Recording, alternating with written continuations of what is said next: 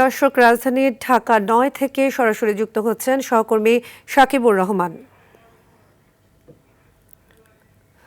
সাকিব, গণসংযোগে কোন কোন ইস্যু সবচেয়ে বেশি গুরুত্ব পাচ্ছে বলে মনে করছেন, আর ভোটাররা কি বিষয় নিয়ে বেশি কথা বলছেন, তাদের ভোটের প্রতি আগ্রহ কেমন দেখতে পাচ্ছেন, সব মিলিয়ে জানাবেন।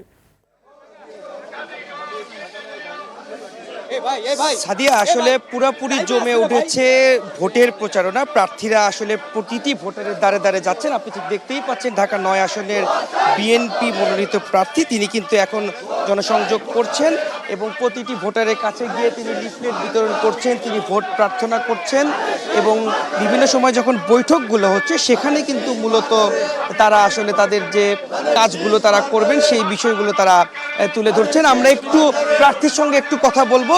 আপনি তো প্রচার চালাচ্ছেন, আপনি সাড়া কেমন পাচ্ছেন এবং আপনার এলাকায় কোন কাজটা সবার আগে করতে চান? জি, আপনি সাড়া কেমন পাচ্ছেন? দেখুন, আমি রাজনৈতিকভাবে এখানে আমার পদচারণা হচ্ছে 38 বছর যাবৎ। আর আমি মাদার থেকে যে বাসাটা থাকি, জন্মের পর থেকে এই বাসায় এখানে আমার বেড়ে ওঠা। এই এলাকার মানুষের সাথে আমার বিভিন্নভাবে সম্পর্ক, সামাজিক, ব্যক্তিগত, রাজনৈতিক। আমি তাদের মানে স্নেহ ভালোবাসে বেড়ে উঠেছি। তারাও আমার কাছে খুব সহজে কথা, তাদের মনের কথাটা বলতে পারে। আবার এই এলাকার মানুষের দুঃখ কষ্টগুলিও আমি খুব নিজের দুঃখ কষ্টই মনে করি এবং আমি নিজেও এই দুঃখ কষ্টগুলির মধ্যে বেড়ে উঠেছি।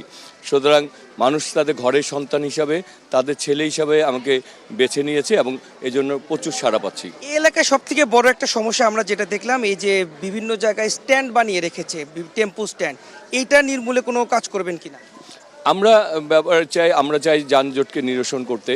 আমরা সন্ত্রাস, চাঁদাবাজিকে আমরা কোনো রকম আশ্রয় প্রশ্রয় দিব না। আমি দীর্ঘ 38 বছর রাজনীতিতে, মানুষ আমার সম্বন্ধে ভালো জানে এবং মানুষ আমার বেড়ে ওঠা থেকে এই পর্যন্ত জানে এবং মানুষ জানে যে আমি যা কিছু ভালো তার সাথেই ভালো কিছু করার চেষ্টা করব এবং যারা এইসব মানে যারা এই সমাজের জন্য, আমাদের এই দেশের জন্য বা আমাদের এলাকার জন্য ক্ষতিকর, তাদেরকে অবশ্যই আমরা তাদের বিরুদ্ধে বিভিন্ন ধরনের ব্যবস্থা গ্রহণ করব। ধন্যবাদ। আসলে যেটি শুনছিলেন, যিনি চাঁদাবাজ, সন্ত্রাস নির্মূলের জন্য কাজ করতেন।